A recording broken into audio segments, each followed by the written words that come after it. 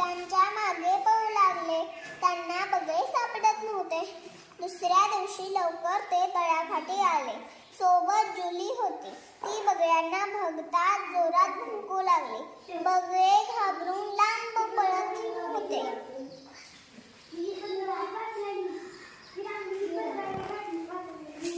राधिकाने जुलीला जवळ घेतले. जुली बगळ्यावर भुंकतच होती. अजय राधिका जुलीला घरी सोडायला निघाले. घरी जाताना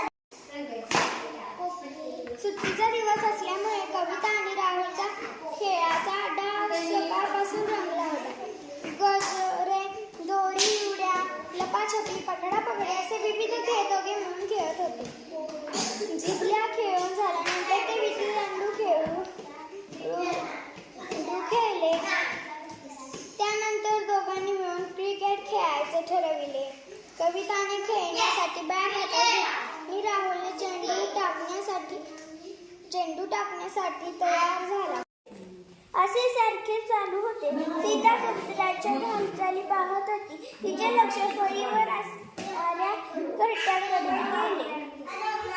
सीताला घरटे पाहण्याची उत्सुकता लागली. तिची नजर तिथे असणाऱ्या बॅग तोसिया आणि मिली सरबत प्यायला बसल्या.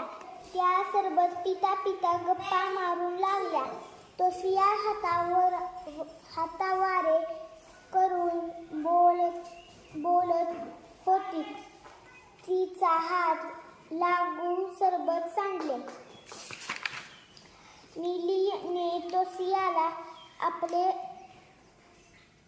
अर्धे सरबत दिले. दोघी पुन्हा सरबत पिऊ लागल्या. तोसियाचे